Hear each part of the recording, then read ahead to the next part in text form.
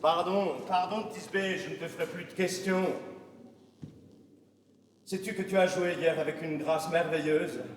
Que cette ville est bien heureuse de t'avoir et que toute l'Italie qui t'admire, Tisbé, envie pas d'où que tu plains tant. Oh, cette foule qui t'applaudit.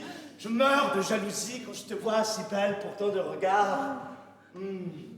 Tisbé, qu'est-ce donc que cet homme masqué à qui tu as parlé ce soir entre deux portes? Pardon, Tisbé, je ne te ferai plus de questions. C'est fort bien. Cet homme, monseigneur, c'est Virgilio Tasca. Mon lieutenant? Votre sbire. Que lui voulais-tu? Vous seriez bien attrapé s'il ne me plaisait pas de vous le dire. Tisbé. Non, tenez, je suis bonne. Oh, voilà l'histoire. Vous savez qui je suis, rien. Une fille du peuple. Une comédienne. Une chose que vous caressez aujourd'hui, que vous briserez demain. Toujours en jouant. Et bien si peu que je sois, j'ai une mère. Savez-vous ce que c'est que d'avoir une mère? En avez-vous une, vous? Savez-vous ce que c'est que d'être enfant? Pauvre enfant, faible, nu, misérable, affamé, seul au monde, et de sentir que vous avez auprès de vous, au-dessus de vous, autour de vous, marchant quand vous marchez, s'arrêtant quand vous vous arrêtez, souriant quand vous pleurez, une femme.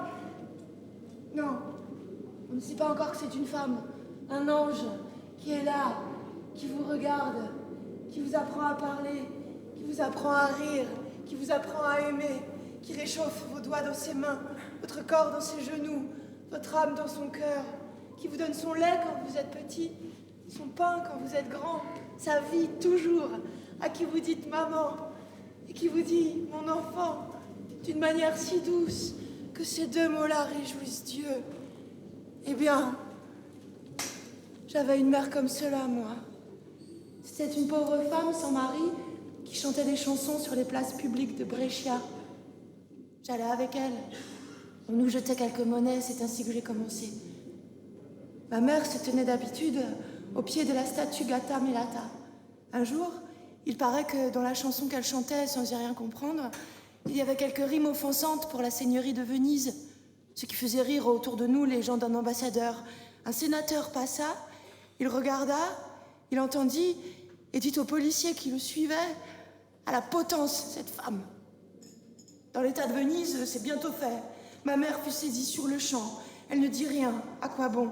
Elle m'embrassa avec une grosse larme qui tomba sur mon front, prit son crucifix et se laissa garrotter.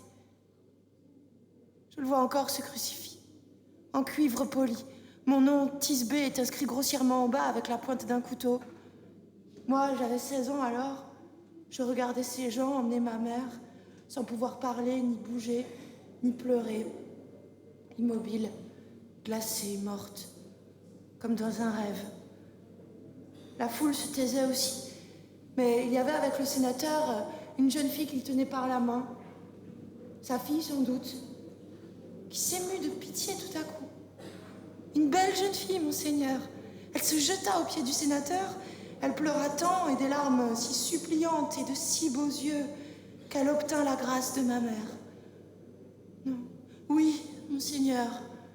Quand ma mère fut déliée, elle prit son crucifix, ma mère, et le donna à la jeune femme en lui disant: Madame, gardez ce crucifix, il vous portera bonheur. Depuis ce temps, ma mère est morte. Moi, je suis devenue riche et je voudrais revoir celle qui a sauvé ma mère. Qui sait? Elle est femme maintenant, par conséquent malheureuse. Elle a peut-être besoin de moi à son tour. Dans toutes les villes où je vais, je fais venir l'homme de police, je lui conte l'aventure et à celui qui trouvera la femme que je cherche, je donnerai 10 000 sequins d'or. Voilà pourquoi j'ai tout à l'heure parlé entre deux portes à votre lieutenant Virgilio Tasca. Êtes-vous content? 10 000 sequins d'or. Et que donneras-tu à la femme elle-même quand tu la retrouveras? Ma vie, si elle veut. À quoi la reconnaîtras-tu? Le crucifix de ma mère. Oh, elle l'aura perdu. Oh non, on ne perd pas ce qu'on a gagné ainsi. Tisbé, il y a un